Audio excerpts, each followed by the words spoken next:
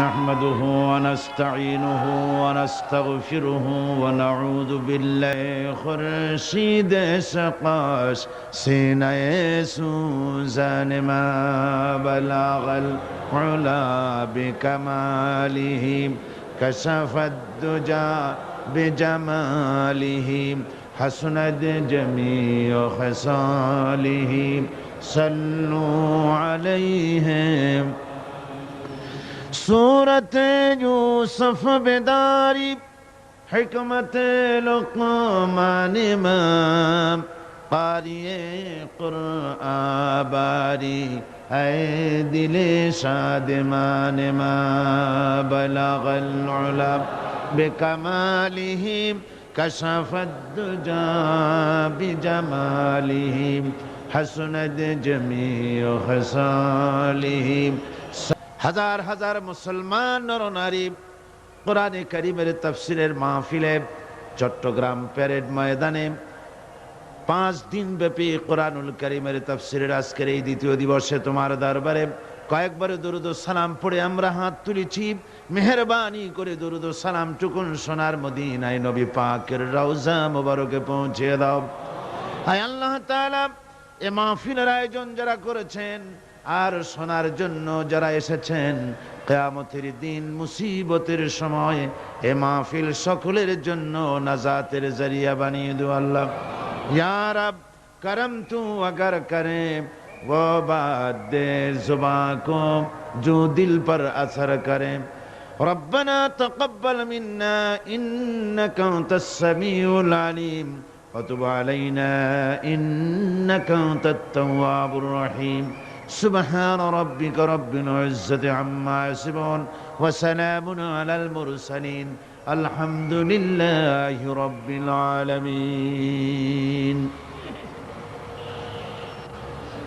मोहतरम सदर जलसा, हजरात उलमाए किराम, सम्मानित सुधीमंडলী, उपस्थित आमार देशी विदेशी इस्लाम प्रिय मुस्लिम भाई ओ बोनेरा, अस्सलामु आलैकुम व रहमतुल्लाहि व बरकातुहु।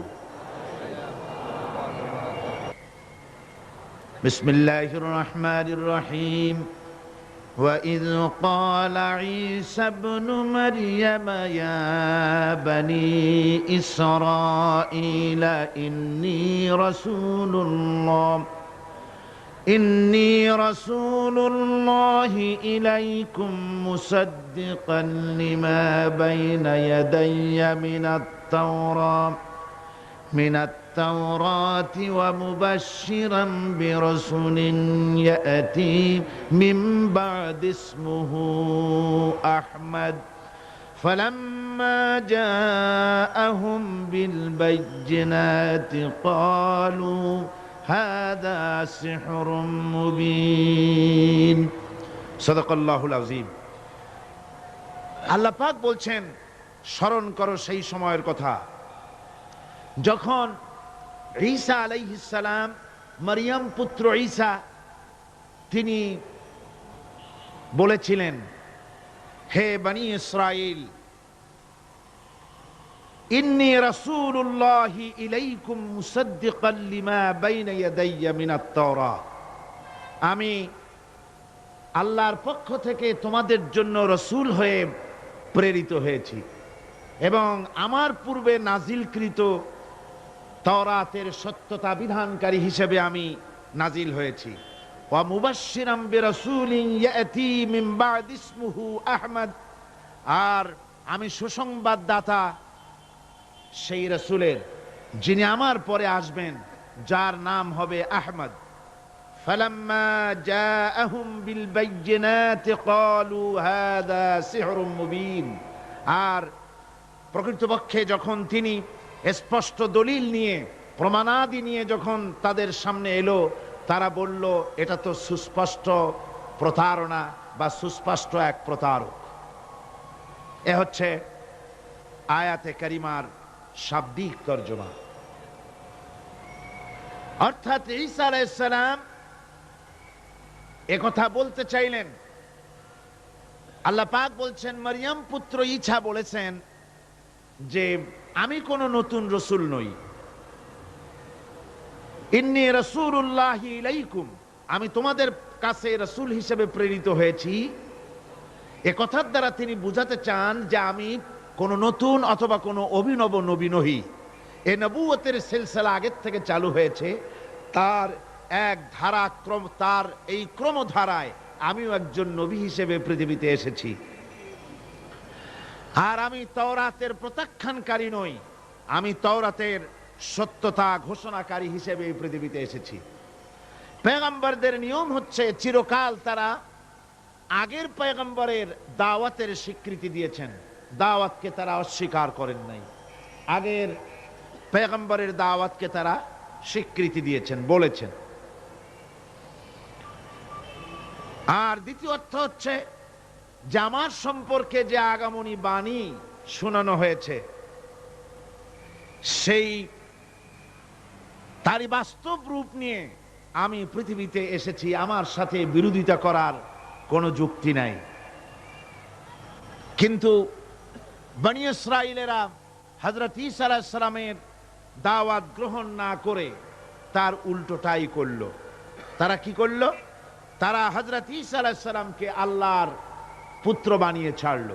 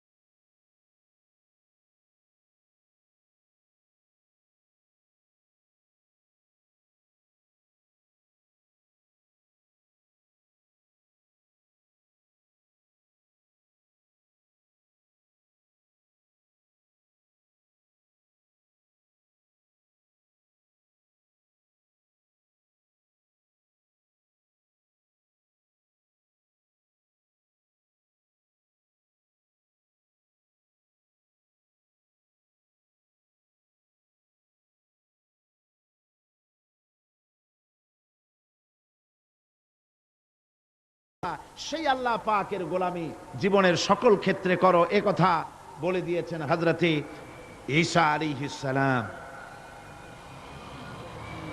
এরপরে হযরত ঈসা এরপরে ঘোষণা করেছেন ওয়া মুবাশশিরাম বিরাসূলিন ইয়াতি মিন বা'দ ইসমুহু আহমদ, এবং আমি সুসংবাদ দাতা সেই রাসূলের যিনি আমার পরে আসবেন, আর তার নাম হবে আহমদ। এই আয়াতটি কোরআনে কারীমের এটি একটি গুরুত্বপূর্ণ আয়াত, এবং এই আয়াত দিয়ে ইসলাম বিরোধীরা নানান ধরনের সন্দেহের সৃষ্টি করেছে এবং বিতর্কের সৃষ্টি করেছে পৃথিবীতে। এই আয়াতে কারীমে, কোরআনে কারীমের এই আয়াতে রাসূল পাক সাল্লাল্লাহু আলাইহি ওয়াসাল্লামকে আহমদ বলা হয়েছে, হুজুরের নাম আহমদ হিসেবে ঘোষণা করা হয়েছে। আহমদ বলা হয় সেই ব্যক্তিকে যিনি আল্লাহর সবচাইতে বেশি প্রশংসাকারী, এ হলো এক অর্থ। দুই নম্বরের অর্থ হচ্ছে আহমদ হচ্ছেন তিনি যিনি বান্দাদের মধ্যে সবচাইতে বেশি প্রশংসার যোগ্য। বুখারী, মুসলিম, আবু দাউদ, তিরমিজি, নাসাই, ইবনে মাজাহ, এ সমস্ত সকল সেই হাদিসের গ্রন্থগুলিতে এসছে যে হুজুর সাল্লাল্লাহু আলাইহি ওয়াসাল্লামের আর এক নাম ছিল আহমদ। ইতিহাসে কোথাও এটা পাওয়া যায় না যে হুজুর সাল্লাল্লাহু আলাইহি ওয়াসাল্লামের পূর্বে কোন মানুষের নাম আহমদ ছিল। রাসূলে পাক সাল্লাল্লাহু আলাইহি ওয়াসাল্লামের পরে অনেকে তার ছেলেপেলের নাম, এই পৃথিবীতে অসংখ্য মানুষ তার ছেলেদের নাম আহমদ রেখেছে, আহমদ হোসেন, আহমদুর রহমান, গোলাম আহমদ, এই সমস্ত নাম রেখেছে। প্রসঙ্গক্রমে এখানে একথা বলা জরুরি বোধ করছি যে এই ইয়াতি মিন বাদ ইসমুহু আহমদ, এই আয়াতের সুযোগ নিয়ে গোলাম আহমদ কাদিয়ানী নিজেকে নবুয়তের দাবিদার হিসাবে ঘোষণা করেছে। অথচ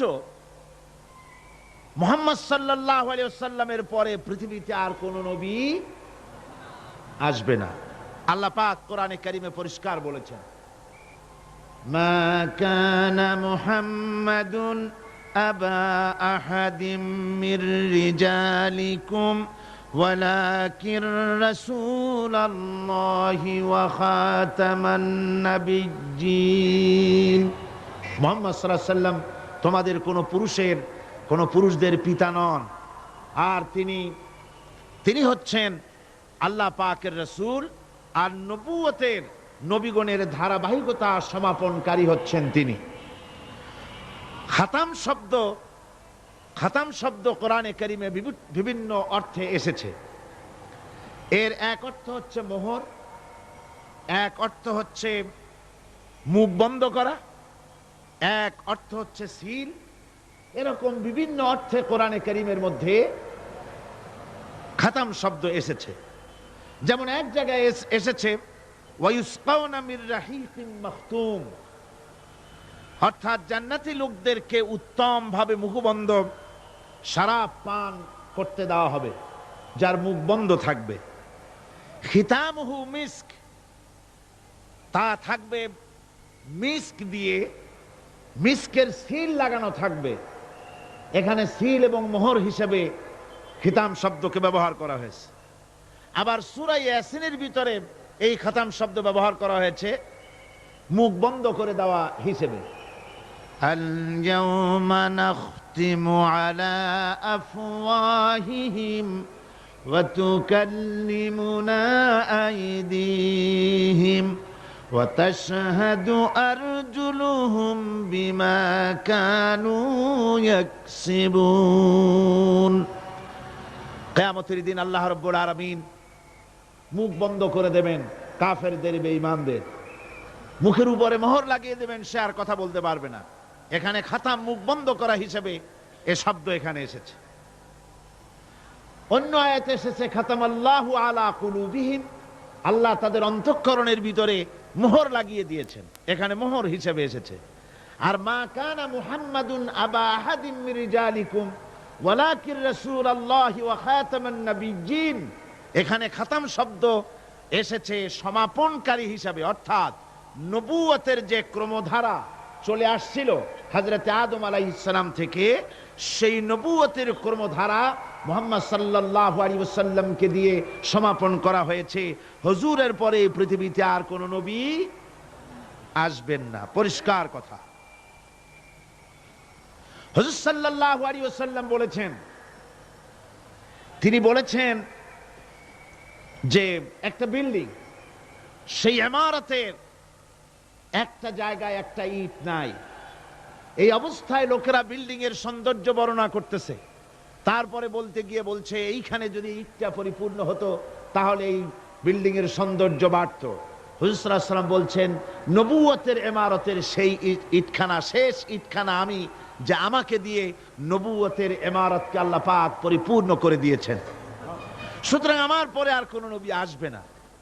কাজী গোলাম মোহাম্মদ সহ দুনিয়াতে যত লোক রাসূলের পরে নবুয়তের দাবি করেছে সবগুলি মিথ্যা। সবগুলি কি? সবগুলি কাযযাব, মিথ্যেবাদী।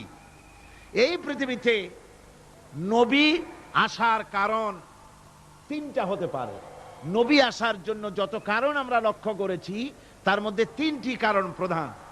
প্রথম কারণ হচ্ছে,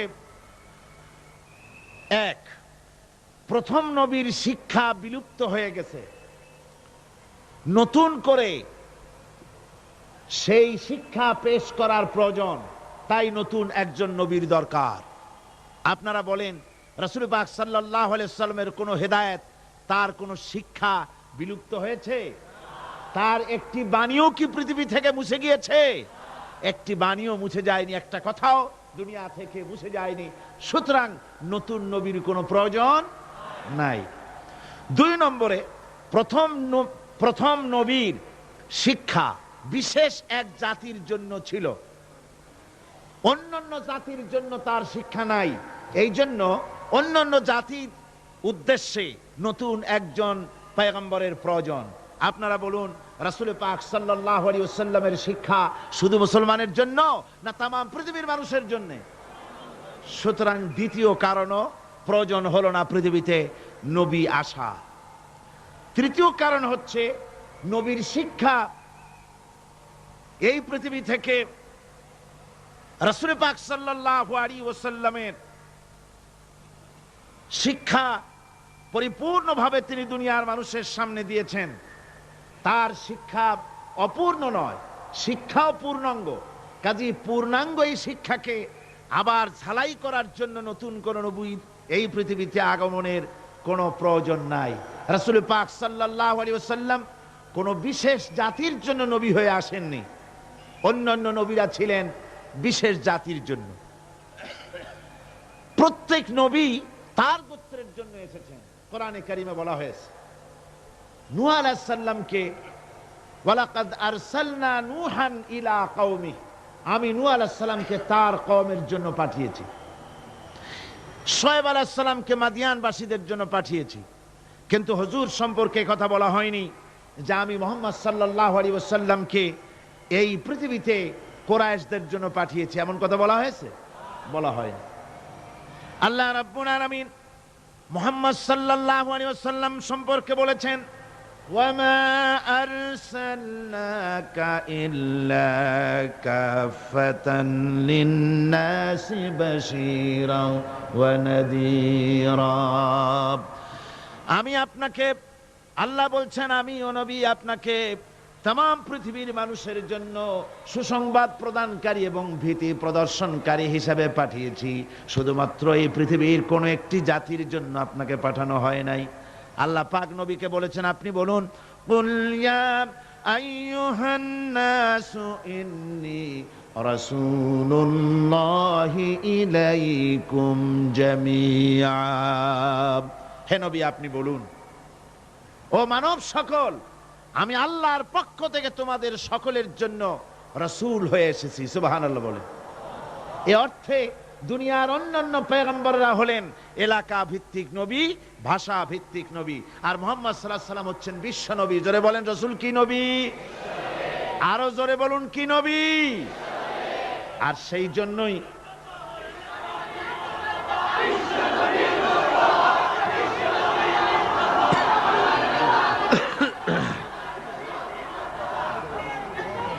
আমার ভাইয়েরা, অন্য আয়াতে আল্লাহ পাক বলছেন, তাবারাকাল্লাযী নাযালাল ফুরকানা আলা আবদিহি লিয়াকুনা লিল আলামিন নাযীরা।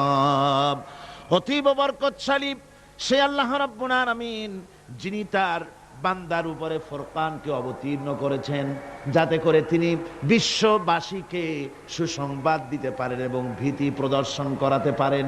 রাসূলকে তার বান্দার উপরে ফুরকান অবতীর্ণ করেছেন। বান্দাকে মুহাম্মদ সাল্লাল্লাহু আলাইহি ওয়াসাল্লাম, বান্দাকে মুহাম্মদ সাল্লাল্লাহু আলাইহি ওয়াসাল্লাম, তার উপরে কোরআন অবতীর্ণ করা হয়েছে। কি কারণে?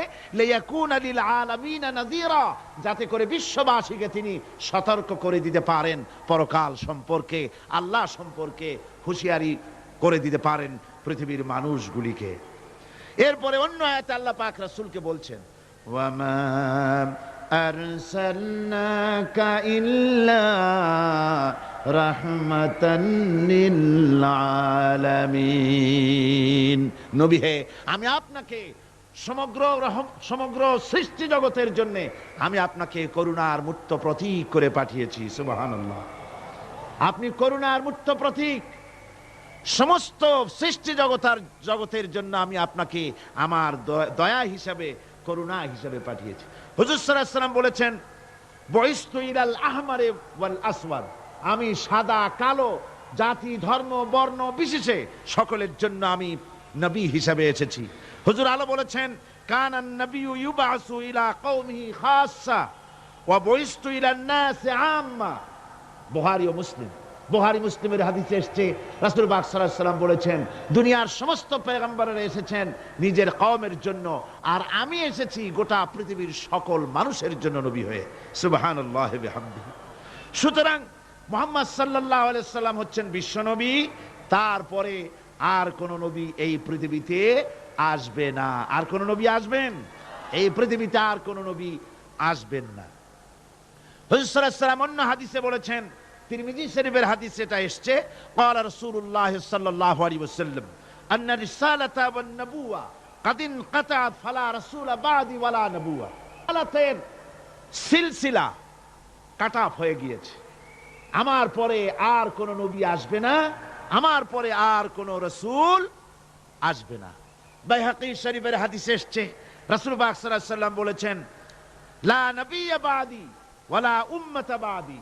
আমার পরে কোন নবীও আসবে না, আমার পরে কোন উম্মতও আসবে না। আমি শেষ নবী আর আমার উম্মত শেষ উম্মত। নতুন করে কোন উম্মত, নতুন করে কোন নবীও আসবে না, নতুন করে কোন উম্মতও আসবে না। অথচ কাদিয়ানীরা দাবি করে গোলাম মুহাম্মদ নাকি তাদের উম্মতি নবী। কয় যে এমনি আমরা অন্য কোন নবী টবি বলি না, আমরা বলি গোলাম মুহাম্মদকে উম্মতি নবী। রাসূল পাক সাল্লাল্লাহু আলাইহি ওয়াসাল্লাম পরিষ্কার বলেছেন, আমার পরে রাসূল নবী উম্মত কিছুই আসবে না, আমি শেষ পয়গম্বর আর আমার উম্মতি হচ্ছে শেষ উম্মত। আমার ভাইয়েরা, রাসূল পাক সাল্লাল্লাহু আলাইহি ওয়াসাল্লাম বলেছেন যে আমার পরে 30 জন লোক মিথ্যেবাদী, তারা নবুয়তের দাবি করবে। কতজন? 30 জন মিথ্যেবাদী, তারা নবুয়তের দাবি করবে। হুজুর বলেছেন আমার পরে নবী আসবে না। কোরআনে কারীমের মধ্যে, কোরআনে কারীমের দলিলের পর, কোরআন এবং সুন্নাহর দলিলের পর সর্বশ্রেষ্ঠ গ্রহণযোগ্য দলিল হচ্ছে সাহাবায়ে কেরামদের ইজমা। এটা হলো 3 নম্বরের সবচেয়ে বড় দলিল। 1 নম্বরে মুসলমানদের দলিল হচ্ছে কোরআন। 1 নম্বরে দলিল কি? কোরআন। 2 নম্বরে কি? হাদিস। 3 নম্বরে সাহাবায়ে কেরামদের ইজমা। এটা হচ্ছে 3 নম্বরের দলিল। সমস্ত সাহাবায়ে কেরাম রিদওয়ানুল্লাহি তাআলা আলাইহিম আজমাইন তারা একমত যে রাসূল পাক সাল্লাল্লাহু আলাইহি ওয়াসাল্লামের পরে যদি কেউ নবুয়তের দাবি করে তাহলে সে কাফের, আর তাকে হত্যা করা ওয়াজিব, তার বিরুদ্ধে লড়াই করা ওয়াজিব, জিহাদ করা ওয়াজিব। সাহাবায়ে কেরাম এই দাবি নিয়েই তারা রাসূলের যুগে একজন নবুয়তের দাবি করলো, তার নাম হচ্ছে মুসাইলামা কাজ্জাব। সে দাবি করলো, সে মনে করলো যে নবুয়ত হচ্ছে একটা ব্যবসা। মুহাম্মদ সাল্লাল্লাহু আলাইহি ওয়াসাল্লামের কিছু ছিল না, নবুয়তের দাবি করলো, গনিমতের মাল আসলো, টাকা পয়সা আসলো, তারপর রাজত্ব হয়ে গেল। এগুলো তো কম কথা না। তা আমিও যদি নবুয়তের দাবি করি তাহলে এরকমের একটা ব্যবসা আমিও করতে পারবো। এই চিন্তা ভাবনা করে নবুয়তের দাবি করে বসলো। নবুয়তের দাবি করে সে প্রচার করে বেড়াতে লাগলো আমি নবী। তারপর তার উম্মতেরা বলল যে আচ্ছা আপনি তো নবী বুঝলাম, তা মুহাম্মদ সাল্লাল্লাহু আলাইহি ওয়াসাল্লামের উপরে ওহী নাজিল হয়, আপনি তো কোনো নতুন ওহী আমাদের দিতে পারলেন না, কোনো সূরাও এ পর্যন্ত আসলো না। মুসাইলামা কাজ্জাব বলল, দেখো কেবল না নবী হলাম, একটু সময় দাও ওহী আসা। কিছুদিন পর বলল যে সূরাটা এসে গেছে। বলে কি? সে সূরা কাউসারের একটা প্যারোডি তৈরি করলো। বলল আমার উপরে একটা নতুন সূরা আসছে, সূরাটি হচ্ছে ইন্না আতাইনাকাল আকাক ফাসাল্লি লিরাব্বিকা ওয়াজাক ইন্না শানিয়াকা হুয়াল আবলাক। এর অর্থ হচ্ছে আমি তোমাকে আকাক পক্ষী দান করেছি। আর আকাক পক্ষী বলা হয় হুতুম পেঁচাকে। ও যে কায়দার নবী, পাখিটাও পাইছে সেই কায়দারই। তারপরে ফাসাল্লি লিরাব্বিকা ওয়াজাক, সুতরাং তোমার প্রভুর উদ্দেশ্যে নামাজ পড়ো আর জোরে সোরে চিৎকার করো। মনে রেখো তোমার দুশমন হবে শ্বেত এবং কৃষ্ণ বর্ণের। এর না আছে কোনো গোড়া, না আছে এর মাথা, না আছে এর কোনো অর্থ, না আছে কিছু। এই জাতীয় সূরা দেখিয়া উম্মতেরা বলল, কি যে আশ্চর্য কথা, মুহাম্মদ সাল্লাল্লাহু আলাইহি ওয়াসাল্লামের উপরে যে সূরা নাজিল হয়েছে তা পড়তে কত সুন্দর, কত ভাব গম্ভীর, আর এ কি একটা সূরা নাজিল হলো। তারা নিজেরা বলা কওয়া করলো। আর একবার ধরলো মুসাইলামাকে, তারা বলল মুহাম্মদ সাল্লাল্লাহু আলাইহি ওয়াসাল্লাম তাকে তার উম্মতেরা তাদের বাগানে নিয়ে যায়, নিলে পরে যে বাগান থেকে তিনি যান গাছে খরমা না থাকলে খরমা হয়ে যায়, কোনো পানি শূন্য কুয়ার কাছ থেকে গেলে তার বরকতে কুয়ায় পানি চলে আসে। তো আপনি এরকমের কিছু আমাদের দেখান। বললো আমাকেও তোমরা এভাবে নিয়ে যাও। তখন তাকে নিয়ে যাওয়া হলো। দেখলো উম্মতেরা যে এমনই পোড়া কপালে এক নবী তাদের ভাগে পড়ছে, যে বাগান দিয়ে যায় গাছে খরমা থাকলে খরমা পড়িয়ে যায়, নষ্ট হয়ে যায়, আর কোনো পানিওয়ালা কুয়ার কাছ থেকে হাঁটলে সে কুয়া থেকে পানিও শেষ হয়ে যায়। এরপরে তার সাহস বাড়লো। মুসাইলামা কাজ্জাব রাসূল পাক সাল্লাল্লাহু আলাইহি ওয়াসাল্লামের কাছে এক চিঠি লিখলো। সে চিঠির ভাষা ছিল, মিন মুসাইলামা রাসূলিল্লাহ ইলা মুহাম্মাদুর রাসূলুল্লাহ সালামুন আলাইকুম আম্মা বাদ ফাইন্নী আশরাকতু ফিল আমর ওয়া ইন্না লানা নিসফাল আরদ ওয়া লিকুরাইশিন নিসফাল আরদ ওয়ালাকিন্না কুরাইশান কওমান ইয়াতাদুন। সে চিঠি লিখলো যে মুসাইলামা আল্লাহ রসুলের পক্ষ থেকে নাউজুবিল্লাহ মুহাম্মদ সাল্লাল্লাহু আলাইহি সাল্লামের কাছে এই চিঠি পাঠানো হচ্ছে। ফাইন্নী কাদ আশরাকতু ফিল আমরি মাক, আমি হচ্ছি আপনার নবুয়তের একজন অংশীদার। এই হিসাবে পৃথিবীর অর্ধেক হচ্ছে আমার আর অর্ধেক হচ্ছে কোরাইশদের, কিন্তু কোরাইশরা বিষয়টা বুঝতে না পেরে আমার সাথে বাড়াবাড়ি করতেছে। হুজুর সাল্লাল্লাহু আলাইহি ওয়াসাল্লাম এই চিঠির জবাব দিলেন। হুজুর লিখলেন, বিসমিল্লাহির রহমানির রহিম মিন মুহাম্মাদুর রাসূলুল্লাহ সাল্লাল্লাহু আলাইহি ওয়াসাল্লাম ইলা মুসাইলামাতিল কাজ্জাব আসসালামু আলা মান ইত্তাবাআল হুদা আম্মা বাদ ফাইন্নাল আরদা লিল্লাহি ইউরিসুহা মিন ইবাদিহি ওয়াল আকিবাতু লিল মুত্তাকিন। রাসূল পাক সাল্লাল্লাহু আলাইহি ওয়াসাল্লাম লিখলেন, এই চিঠি যাচ্ছে মুহাম্মদ সাল্লাল্লাহু আলাইহি ওয়াসাল্লামের কাছ থেকে মুসাইলামা কাজ্জাবের কাছে। শুনে রাখো, শান্তি বর্ষিত হোক তার প্রতি যিনি হেদায়েত প্রাপ্ত। এই পৃথিবীর উত্তরাধিকারী হচ্ছে কেবলমাত্র আল্লাহ পাকের সেই সব বান্দারা যারা নাকি আল্লাহর গোলাম, আল্লাহর একান্ত আল্লাহর আইন এবং কানুনকে মেনে যারা চলে, আর পরকাল হচ্ছে সেই সমস্ত লোকেদের জন্যই। মুসাইলামা কাজ্জাবের মুয়াজ্জিন যারা, তারাও জানতো যে লোকটা মিথ্যেবাদী। তো কিছু মাল পানি পাওয়া যায়, টাকা পয়সা পাওয়া যায়, সাথে থাকলে কিছু খাওয়াটাও যায়, এই জন্য তার সাথে থাকতো। রাসূলুল্লাহর মুয়াজ্জিন আযান দিতেন, আশহাদু আন্না মুহাম্মাদার রাসূলুল্লাহ, আমি সাক্ষ্য দিচ্ছি মুহাম্মদ সাল্লাল্লাহু আলাইহি ওয়াসাল্লাম আল্লাহর রাসূল। আর মুসাইলামার মুয়াজ্জিন যে ছিল, সে আযান দিত, আশহাদু আন্না মুসাইলামাতা ইয়াজামু আন্নাহু রাসূলুল্লাহ। ও বলতো, আযান দিত এই কথা বলে যে আমি সাক্ষ্য দিচ্ছি মুসাইলামা মনে করে যে সে আল্লাহর রাসূল। আমার ভাইরা, এরপরে মুসাইলামা কাজ্জাবের বিরুদ্ধে হযরত আবু বকর সিদ্দিক রাদিয়াল্লাহু তাআলা আনহু 40,000 লোকের একটা বিশাল বাহিনী, সাহাবায়ে কেরামদের এক বিশাল বাহিনী পাঠিয়ে দিলেন মুসাইলামা কাজ্জাবের বিরুদ্ধে লড়াই করার জন্য। এর সিবাসালার ছিলেন হযরত খালিদ বিন ওয়ালিদ।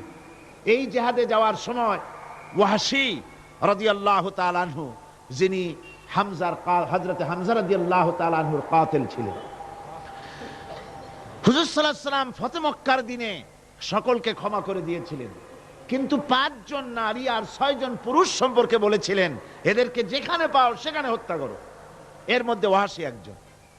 ওয়াহশী বুঝতে পেরেছি মুহাম্মদ সাল্লাল্লাহু আলাইহি ওয়াসাল্লাম আল্লাহর রহমত, করুণার নবী, দয়ার নবী, তার কাছে যদি আমি যেতে পারি তাহলে তিনি আমার সম্পর্কে, যদি তার সামনে যেতে পারি তাহলে তার কঠোর মনোভাব আমার প্রতি নরম হয়ে যাবে। এই মনে করে সাহাবায়ে কেরামদের চোখ এড়ায়া তিনি হুজুরের সামনে গিয়ে হাজির হয়ে গেলেন। হুজুর তাকে দেখি বললেন, তোমার নাম না ওয়াহশী? তিনি বললেন, হ্যাঁ আমার নাম ওয়াহশী। হুজুর বললেন, তুমি আমার চাচাকে শহীদ করেছো? ওয়াহশী বললেন, জাহালাতের কারণে তা করেছি। হুজুর বললেন, কেমনে শহীদ করেছো আমার চাচাকে, আমার একটু শোনাও। ওয়াসি বলতে লাগলেন, আমি বল্লম দিয়ে হযরতে হামজার শরীরকে এফোড় ওপড় করে দিয়েছি, তারপরে তার বুককে খঞ্জর দিয়ে ফেড়ে বুকের ভিতর থেকে কলিজাটা বের করে নিয়ে আমি হাতে দিয়ে দিয়েছি হেন্দাই কলেজা চিবিয়ে চিবিয়ে খেস। রাসূল পাক সাল্লাল্লাহু আলাইহি ওয়াসাল্লাম, হাদিস শরীফে এসেছে, ওয়াসির বর্ণনা যখন তিনি শুনতেছিলেন, রাসূলের চোখ থেকে তখন পানি পড়ে দাড়ি মোবারক ভিজে ভিজে পড়তেছিল। ঘটনা শোনার পর রাসূলুল্লাহ বললেন, ওয়াসি তুমি কি চাও? ওয়াসি বললেন, আমি ইসলাম কবুল করতে চাই। হুজুর তাকে মুসলমান বানালেন, বললেন তুমি মুসলমান হলে কিন্তু সব সময় তুমি আমার সামনে আসবে না, তার কারণ তোমাকে দেখলে পরে আমার মনের ভিতরে আমার চাচার কথা মনে উঠে যাবে। আমি আমার আব্বাকে পাই নাই, আব্বার স্নেহ যত্ন আমার কিসমতে তেমন হয় নাই। আমার চাচা হামজা আমাকে পিতার মতো করে আমাকে স্নেহ করেছে, তোমাকে দেখলে পরে তার কথা মনে পড়বে, সুতরাং তুমি সবসময় আমার সামনে আসবে না। ওয়াসি সেদিন শপথ নিয়েছিলেন, রব্বুল আলামিন, আমি জাহালাতের কারণে যেই বল্লম দিয়ে একজন শ্রেষ্ঠ সন্তানকে আমি শহীদ করে ফেলেছিলাম, আমি বুঝতে পারি নাই, ওই বল্লমটা আমি হেফাজতে রেখে দিয়েছি। তুমি আমার এই দোয়া মঞ্জুর করো, আমি যেন এই বল্লম দিয়ে এই পৃথিবীর নিকৃষ্ট ইসলামের কোন দুশ্মনকে যেন আমি শেষ করে দিতে পারি। আল্লাহ পাক দোয়া তার মঞ্জুর করে নিলেন। মুসাইলামা কাজ্জাবের বিরুদ্ধে হযরত আবু বকর সিদ্দিক রাদিয়াল্লাহু তাআলা আনহু যে বাহিনী পাঠালেন, হযরত ওয়াসি সেই বাহিনীর মধ্যে ছিলেন। আর তিনি সেই বল্লমটা দিয়া, যে বল্লম দিয়ে তিনি হযরত হামজাকে শহীদ করেছিলেন, সেই বল্লমটা দিয়েই ইসলামের নিকৃষ্ট শত্রু মুসাইলামা কাজ্জাবকে দুনিয়া থেকে তিনি বিদায় করে দিলেন। আমার ভাইরা, রাসূল পাক সাল্লাল্লাহু আলাইহি সাল্লামের ইন্তেকালের পর এ পর্যন্ত নবুয়তের যারা দাবি করেছে, এক হিসাবে জানা গেছে 28 জন দাবি করা হয়ে গেছে। রাসূল বলেছেন, আমার পরে 30 জন মিথ্যেবাদী নবুয়তের দাবি করবে। কতজন করবে? 28 জন হয়ে গেছে, বাকি আছে কত? এর মধ্যে গোলাম আহমদ একজন। গোলাম আহমদ দাবি করলো যে আমি নবী। তার অনেকগুলি বই কিতাব সে লিখলো। বইয়ের মধ্যে এক জায়গায় সে লিখেছে, তার বইয়ে এক জায়গায় লিখেছে যে আমি স্বপ্নে দেখলাম আল্লাহ আমার সামনে উপস্থিত, আল্লাহ আমার সামনে এসেছেন পুরুষের আকৃতিতে, আর আমি তখন স্বপ্নের ভিতরে আমি নিজেকে একজন নারীর মতোই মনে করলাম। স্বপ্নের ভেতরেই আল্লাহ পাক পুরুষ হিসাবে আমাকে ব্যবহার করলেন। আমি স্বপ্নের মধ্যেই গর্ভবতী হলাম এবং স্বপ্নের ভিতরে আমি গোলাম আহমদ মসিহে রূপান্তরিত হয়ে গেলাম। নাউযু বিল্লাহি মিন যালিক। গোলাম আহমদ বলছে, আল্লাহ পাক ওহীর মাধ্যমে আমাকে জানিয়েছেন, আল্লাহ আমাকে বলেছেন, গোলাম আহমদ তুমি হচ্ছ আমার সন্তান তুল্য। নাউযু বিল্লাহি মিন যালিক। এইভাবে অসংখ্য মিথ্যে কথা দিয়ে বইপত্র রচনা করেছে। লোকেরা তার কাছে নবুয়তের প্রমাণ চেয়েছে। আসলে শরীয়তের বিধান হচ্ছে, হুজুরের পরে যদি কেউ নবুয়তের দাবি করে, তাহলে তাকে সে নবী কিনা এর কোনো প্রমাণ তার কাছে চাওয়াও জায়েজ নাই। যেহেতু প্রমাণ চাইতে গেলে বোঝা যায়, সন্দেহ হয়, কিছুটা প্রমাণ দিতে পারলে তাহলে সে নবী হবে। কথা বুঝতে পেরেছেন? এই জন্য রাসূলের পরে যদি কেউ নবুয়তের দাবি করে, তাহলে তার কাছে নবুয়তের দাবির কোনো প্রমাণও চাওয়া যাইবে না। বিনা প্রমাণে রাসূলের পরে নবুয়তের দাবি যেই করবে সে কি হবে? জোরে বলেন, কি হবে? কাফের হয়ে যাবে। দুনিয়ার সমস্ত উলামা, সমস্ত মুহাদ্দিস, সমস্ত মুফাসসির, দুনিয়ার সমস্ত মুফতি সব একমত, কোনো দ্বিমত নাই, গোলাম আহমদ কাদিয়ানী কাফের। তার অনুসারীরাও তার জামানায় মাওলানা আতাউল্লাহ শাহ বুখারী রাহমাতুল্লাহ আলাইহি, তার সঙ্গে একটা বহস হলো। যেহেতু গোলাম আহমদ বলেছিল যে আমার এই 40 দিনের মধ্যে কেউ প্রতিবাদ করুক যেগুলি আমার ওহী নয়। হযরতে মাওলানা আতাউল্লাহ শাহ বুখারী রাহমাতুল্লাহ আলাইহি সেই যুগের একজন শ্রেষ্ঠ আলিম, তিনি বললেন আমি তোমার কাছে কোনো প্রমাণ চাই না তুমি নবী কিনা, আমি জানি তুমি মিথ্যেবাদী, তবে তোমাকে বলতে হবে তুমি এই শক্তি কোথায় পেলে। গোলাম মোহাম্মদ বলল, কোরআন শরীফই আছে আমার এই শক্তির উৎস। কোথায়?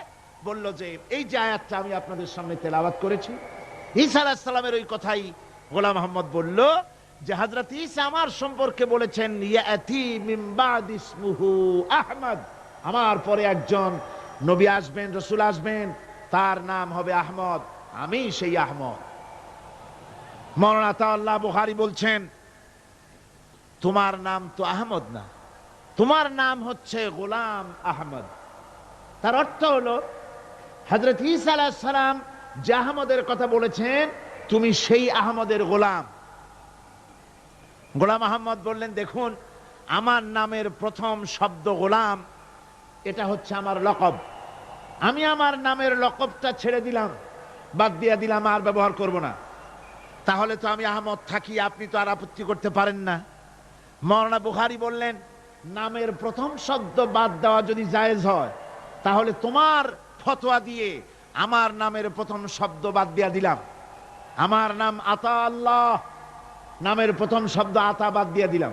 তো আতা যদি বাদ দেই তাহলে আল্লাহ হই, আর আল্লাহ হয়ে বলছি তোমার মতো গাধাকে নবুয়াত আমি দেই নাই। এরপর এই পৃথিবীর নিকৃষ্ট পাপী এই কাফেরের মৌত হলো কোথায়? জোরে বলেন, এই কাফেরের মৌত হলো কোথায়? পায়খানার ভেতরে মৌত হয়েছে। আমার বন্ধুগণ, সুতরাং বাংলাদেশে যত কাদিয়ানি আছে, সমস্ত কাদিয়ানিরা কাফের। সমস্ত কাদিয়ানিরা কি? আরো জোরে বলুন, তারা কি?